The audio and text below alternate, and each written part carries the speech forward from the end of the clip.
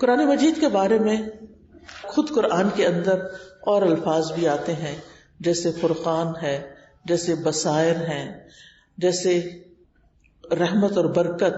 پھر اسی طرح یہ اللہ کی مضبوط رسی ہے جس کا ایک سرا اللہ کے ہاتھ میں ہے اور دوسرا اس بندے کے ہاتھ میں جو اس کو پکڑ لے، یعنی اس کتاب کو تھام لے. اس کتاب کو ذکر بھی کہا جاتا ہے کہ یہ بھولے ہوئے سبق یاد دلاتی ہے، یاد دہانی کراتی ہے. ابن قیم کہتے ہیں قرآن کا نصیحت کے لیے آسان ہونا، یہ آسانی کئی قسم کی ہے. پہلے اس کے الفاظ کو پڑھنا آسان ہے، یعنی ایک چھوٹے سے بچے کو بھی اگر آپ قرآن کے حروف کی پہچان کراتے ہیں تو کچھ ہی عرصے میں وہ اس کی ریڈنگ شروع کر دیتا ہے. پھر اسی طرح بڑی عمر کے لوگ جو عام طور پر کچھ زیادہ اسکول کالج میں نہیں بھی پڑھے ہوتے لیکن قرآن کو روانی کے ساتھ پڑھ لیتے ہیں. پھر اسی طرح اس کا حفظ کرنا بھی آسان ہے.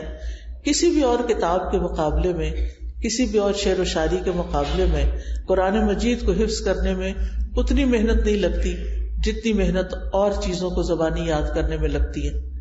اور اس کی گواہی یہ کہ ہر ایج کے، ہر عمر کے بچے اور ہر عمر کے لوگ اس کو یاد کر لیتے ہیں. پھر یہ کہ اس کے معنی کو سمجھنا بھی آسان ہے. پھر اسی طرح اس پر عمل کرنا بھی کچھ مشکل نہیں، کیونکہ یہ صرف کمانڈمنٹ نہیں دیتا کہ ایسا کرو اور ایسا نہ کرو، بلکہ اس کے ساتھ انسان کے دل کو بھی آمادہ کرتا ہے، موٹیویٹ کرتا ہے، انکریج کرتا ہے، جس کی وجہ سے پھر حکم پر عمل آسان ہو جاتا ہے. اگر دوسری قانون کی کتابیں دیکھیں تو اس میں صرف قانون کی مختلف شکلیں لکھی ہوتی ہیں، مختلف اس کے حصے قانون کو صرف بتاتے ہیں، اس میں یہ نہیں بتاتے کہ اس کو امپلیمنٹ کیسے کرنا ہے یا اس کے لیے انسانوں کی ذہن سازی کیسے کرنی چاہیے. لیکن یہ کتاب صرف قانون نہیں دیتی، صرف ڈوز اینڈ ڈونٹس نہیں دیتی، بلکہ اس کے ساتھ ساتھ دلوں کو نرم کرتی ہے، دلوں کو تیار کرتی ہے. لہذا انسان کے لیے اس کو ایکسپٹ کرنا آسان ہو جاتا ہے. پھر اسی طرح یہ ہے کہ یہ کتاب تمام جہان والوں کے لیے نصیحت ہے. عام طور پر ہم سمجھتے ہیں کہ یہ کتاب صرف مسلمانوں کے لیے نہیں، ھدی للناس، تمام انسانوں کے لیے ہدایت ہے، یعنی اس سے پوری انسانیت کو فائدہ اٹھانا چاہیے. ان ھو الا ذکر للعالمین، اور یہ تمام جہان والوں کے لیے اعزاز اور شرف کی بات ہے. پھر اسی طرح یہ کتاب عقل والوں کے لیے نصیحت ہے اور زندہ دل انسانوں کے لیے، جیسے کہ قرآن مجید میں آتا ہے ان ھو الا ذکر وقرآن مبین لینذر من کان حیا، کہ یہ تو سراسر نصیحت اور واضح قرآن ہے تاکہ اسے خبردار کرے جو زندہ ہے، یعنی جس کے سینے میں زندہ دل ہے وہ اس سے ضرور سبق حاصل کرے. رہا وہ شخص جس کا دل مر چکا ہے، جو غفلت میں ڈوبا ہوا ہے، تو اگر وہ قرآن پڑھتا یا سنتا بھی ہے تو بہت زیادہ فائدہ حاصل نہیں کرتا. لیکن جس شخص کا دل سمجھنے کی اہلیت رکھتا ہے، جو سمجھنا چاہتا ہے، جو اس کا شوق رکھتا ہے کہ اللہ کا کلام اس کی سمجھ میں آئے، تو اس کے لیے بہرحال یہ بہت آسان ہے.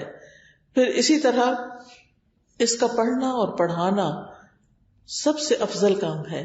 خیرکم من تعلم القرآن وعلمہ، تم میں سے سب سے بہترین وہ ہے جو قرآن سیکھے اور سکھائے، یعنی اس کا پڑھنا، سیکھنا، سکھانا، خود حفظ کرنا، کسی کی مدد کرنا، اس کی تفسیر پڑھنا، اس کی تفسیر پڑھانا، یہ تمام چیزیں ایسی ہیں کہ جو انسان کے لیے ایک انتہائی عزت والا کام ہے، انتہائی شرف والا کام ہے. اس لیے اہل القرآن کو جو بھی اس کو پڑھ رہے ہوں یا پڑھا رہے ہوں یا اس کے ساتھ شغف رکھتے ہوں، اس کے ساتھ ٹائم سپینڈ کرتے ہوں، انہیں یہ سوچ لینا چاہیے کہ ان کا وقت ضائع نہیں جا رہا، بلکہ انہیں اس کا بہت بڑا ریوارڈ ملنے والا ہے، کیونکہ یہ اللہ کا کلام ہے. قرآن پڑھنے والے اور پڑھانے والے اور قرآن کے ساتھ شغف رکھنے والے اللہ کے خاص لوگ ہوتے ہیں. یعنی یہ نصیب اور یہ قسمت ان لوگوں کو ہی ملتی ہے کہ جو اس چیز کے ساتھ محبت رکھتے ہیں اور اس کے لیے ایفرٹ کرتے ہیں. رسول اللہ صلی اللہ علیہ وسلم نے فرمایا، لوگوں میں سے کچھ افراد اللہ کے خاص بندے ہوتے ہیں، اللہ والے ہوتے ہیں. صحابہ نے عرض کی اے اللہ کے رسول صلی اللہ علیہ وسلم وہ کون لوگ ہیں؟ فرمایا قرآن والے، وہی اللہ والے اور اس کے خاص بندے ہیں. یعنی اگر تم قرآن کے ساتھ اپنا وقت گزارتے ہو تو تم اللہ سبحانہ وتعالیٰ کے خاص بندوں میں شامل ہو جاؤ گی، جن کو ہم VIPs کہتے ہیں کہ ویری امپورٹنٹ پرسنز. وہ کون ہیں؟ جو اللہ تعالیٰ کا کلام پڑھتے ہیں یا اس سے محبت رکھتے ہیں اور اس کو سمجھتے ہیں اور اس کے ساتھ وقت اسپینڈ کرتے ہیں.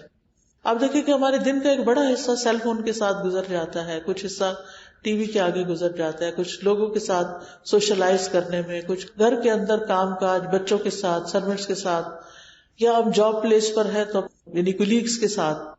تو اس میں سے خوش قسمت ہے وہ لوگ کہ جن کو اپنے وقت کا کچھ حصہ قرآن کے ساتھ بھی مل جاتا ہے، اور جو جتنا چاہے اس وقت کو بڑھا لے. obviously جب اس وقت کو بڑھائیں گے تو کچھ اور چیزوں کا وقت کم ہوگا، لیکن وہ خسارے کا سودا نہیں. اللہ تعالیٰ قرآن مجید میں فرماتے سورۃ فاطر میں ان الذین یتلون کتاب اللہ، بے شک وہ لوگ جو کتاب اللہ کی تلاوت کرتے ہیں. اور تلاوت کا لفظ جو ہے وہ صرف قرات کے لیے نہیں ہے، بلکہ تلاوت کے معنی ہوتے ہیں اتباع کرنا، فالو کرنا، پیروی کرنا.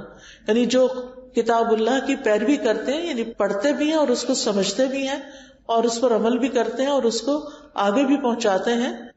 وَأَقَامُوا الصَّلَاةَ، اور نماز قائم کرتے ہیں. وَأَنفَقُوا مِمَّا رَزَقْنَاهُمْ سِرًّا وَعَلَانِيَةً، اور وہ کھلے چھپے اللہ کے راستے میں جو ہم نے ان کو رزق دیا وہ خرچ کرتے ہیں. اولئک یرجون تجارتا لن تبور، یہ ایسی تجارت کی امید رکھتے ہیں کہ جس میں کبھی نقصان ہے ہی نہیں. دنیا میں کوئی بھی بزنس، کوئی بھی سودا ایسا نہیں کہ جس میں انسان یہ سمجھے کہ مجھے اس میں صرف نفع ہی ہوگا. بہت سی چیزیں اور بہت سے بزنس ایسے ہوتے ہیں بہت نفع پہ جا رہے ہوتے ہیں، بہت اوپر ہی اوپر جا رہے ہوتے ہیں. اچانک کوئی ایسا حادثہ ہوتا ہے کہ سب کچھ ڈکلائن پہ آ جائے، سب نیچے چلا جاتا ہے.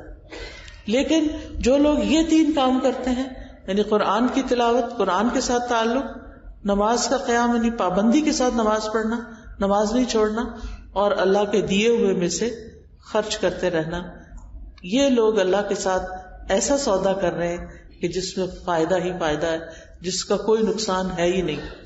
یعنی اللہ سبحانہ وتعالیٰ انہیں ان 3 کاموں پر بہترین اجر عطا فرمائے گا.